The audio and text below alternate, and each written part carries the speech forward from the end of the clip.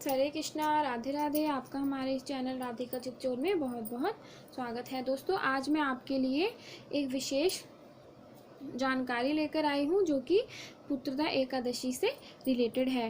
तो दोस्तों, मैं सबसे पहले पुत्रदा एकादशी की आपके साथ विधि शेयर कर लेती हूँ।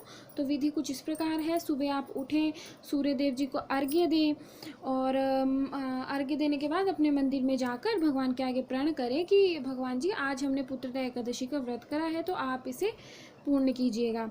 तो फिर उसके बाद फ्रेंड्स, आप एक चौकी रखिए, चौकी पे पीले रंग का वस्त्र बिछाइए और उसके ऊपर कलश की स्थापना कीजिए।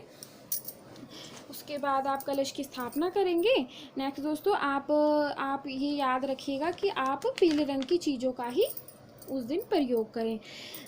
जैसे कि पीले रंग के आपने वस्त्र खुद भी वस्त्र पीले रंग के आप धारण कर सकते हैं और पीले रंग के पुष्प अर्पण करें भगवान को। अगर प्रसाद भोग लगाएं तो वो भी पीले रंग का बनाएं। जैसे कि बेसन का हलवा या कोई पीले रंग के लड्डू वगैरह कुछ भी हो सकता है। ठीक है फ्रेंड्स। और फिर आप उस दिन आप विष्णु सहस्त्र नाम का भी जाप कर सकते हैं। और दोस्तों, सबसे ज़रूरी जानकारी आपके लिए ये है कि ये पुत्रदा एकादशी है। तो अब जैसे कि अगर आप इस एकादशी को पुत्र प्राप्ति के लिए कर रहे हैं इस व्रत को, तो दोस्तों आप अब हर किसी के घर में दोस्तों लड्डू गोपाल जी तो हैं नहीं। तो आप भगवान कृष्ण जी का कोई भी बाल रूप का, जैसे कि आजकल सबके घर में कैलेंडर होते हैं, कोई भगवान कृष्ण जी का बाल रूप में कोई चित्र होता है तो आप उसकी पूजा कर सकते हैं। और ये दोस्तों पूजा तभी कर सकते हैं आप अगर आप ये उपवास कर रहे हैं पुत्र प्राप्ति के लिए। ठीक है दोस्तों। तो नेक्स्ट दोस्तों, हम आपके साथ इसका शुभ मुहूर्त शेयर कर देते हैं। अब हम आपको इसका शुभ मुहूर्त बताएंगे जो कि है ये दोस्तों श्रावण पुत्रदा एकादशी के नाम से भी जानी जाती है, क्योंकि ये श्रावण, जैसे कि आप सभी जान रहे हैं, श्रावण का महीना चल रहा है, तो इसलिए इसे श्रावण एकादशी के नाम से भी हम जानेंगे। तो दोस्तों, इसका शुभ मुहूर्त है 30 जुलाई 5:42 पे। और दोस्तों, इसका एकादशी जो तिथि है इसका समापन है 31 जुलाई सुबह 8:24 पे इसका समापन है। ठीक है दोस्तों। और दोस्तों, ये दो तरीके से मेन व्रत दो तरीके से रखा जाएगा, जो कि हमारे संतान के लिए भी है। और संतान में फ्रेंड्स दोनों बच्चे आते हैं, जैसे लड़का भी लड़की भी, और पुत्र में तो एक पुत्र ही होता है, जैसे कि आप समझ सकते होंगे। तो दोस्तों, इसके लिए ये है कि अगर आप पुत्र प्राप्ति के लिए व्रत कर रहे हैं तो आप सबसे पहले जो मैंने विधि बताई है आप उस तरीके से कर लें। भगवान श्री कृष्ण जी का बाल स्वरूप में उनकी पूजा उपासना जरूर करें। तो दोस्तों, नेक्स्ट हम आपके साथ शेयर करेंगे इनका दान। ठीक है फ्रेंड्स।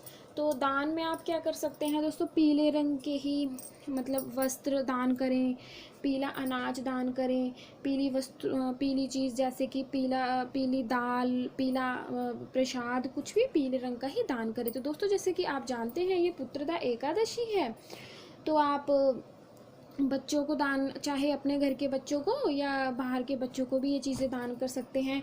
खिलौने दान कर दीजिए, पढ़ाई की चीज़ें दान कर दीजिए, जैसे कि आजकल कॉलेज जाने वाले बच्चे बच्चियां होती हैं तो उन्हें पेन दान कर दीजिए, कोई पुस्तक दान कर दीजिए, यानी कि कुछ भी दान आप कर सकते हैं।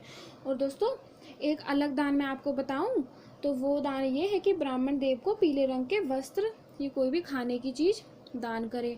और दोस्तों, एक बात आप ये याद रखना कि जब भी आप ये दान का सामान निकालें तो व्रत के समापन होने से पहले ही निकालें। ठीक है दोस्तों।